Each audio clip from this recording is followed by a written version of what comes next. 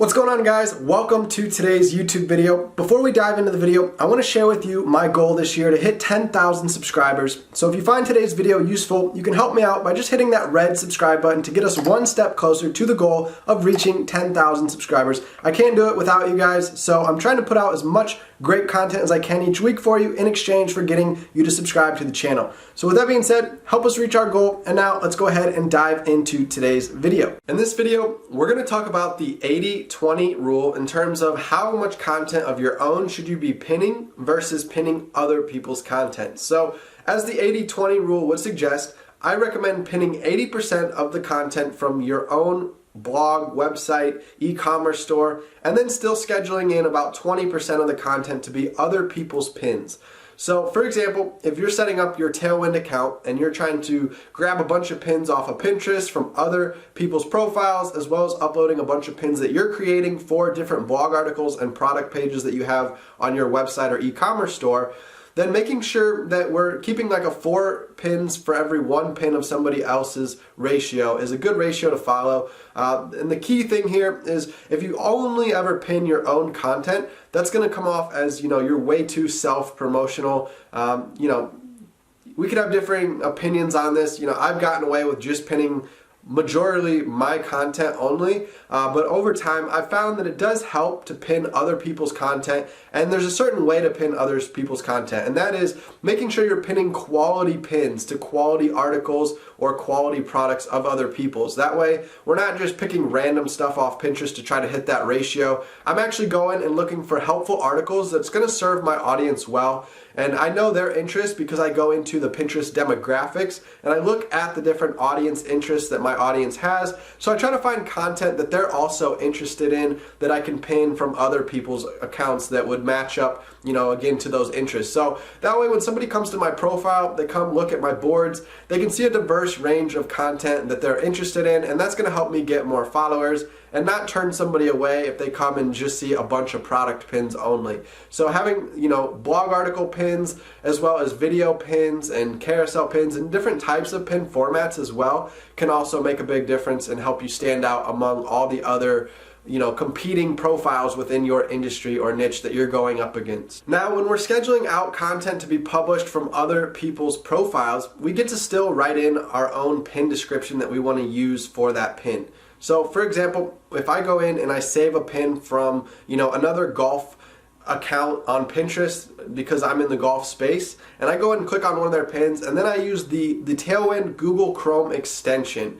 So this allows me to just click on the little Tailwind icon that hovers over the image, and that takes it into Tailwind automatically into the library for me. So later I can go in there and find a bunch of drafts of pins that I've saved already from Pinterest, and I can go in and start giving them my custom descriptions that I want to type in for these pins. So that's a good way to still use different keywords that you want to type in as your descriptions to still get people, to learn more about you and your brand, because I'll put in there, some of my own information about my brand. That way, even though it's somebody else's pin, if this pin ends up doing well because I pinned it and it gets, ranking, I'm actually helping drive a lot of traffic to that competitor's website, but at least people are going to see my profile image, my profile name associated with as the person that pinned that pin, and in the description they're going to learn more about me, so they might still check me out in the meantime as well. Alright, so the overall key takeaways here: don't overpin too many product pins. People want value, they want to get helpful information, so making sure you have a diverse range of not only product pins but also blog pins. If you don't have a blog yourself, then this could be the opportunity where you fill in this gap by using other people's blog articles, by pinning other people's content,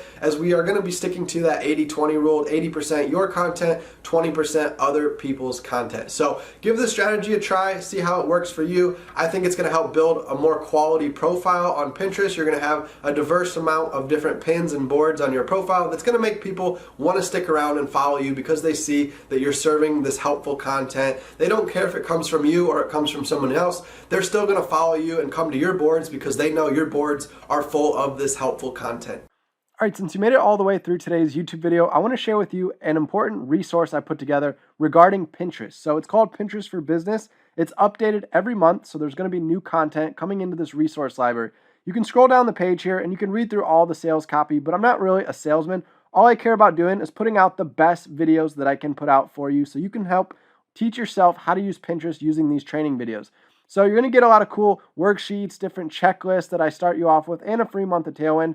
We're also going to go into a lot of the beginner steps starting out, but we're going to get more advanced as well, like how to use your business account to sell things on, Etsy or your website, or build an email list. I'm going to go over the Pinterest algorithm, how it works, so you can learn how to get more pins to stand out on Pinterest so that you can get more clicks to your website, to your blog, to your products. We're going to talk about the secrets to creating viral content on Pinterest. I've got a viral pin checklist you can check out here as well. And then we're going to get into the automation aspect so you can set up scheduling pins with Tailwind to save yourself a ton of time, as well as how to, manually pin still to get some benefit from manual pinning.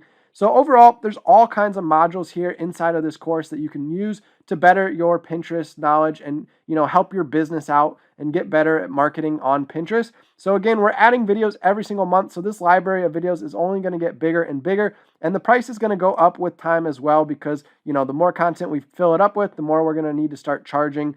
And so with that being said, go ahead and get the early bird pricing today. You can check out the link below in this YouTube video, or you can go to asknickfoy.teachable.com and just look for this Pinterest for Business course. I also have some other courses, so try to scroll through them and find the one for Pinterest.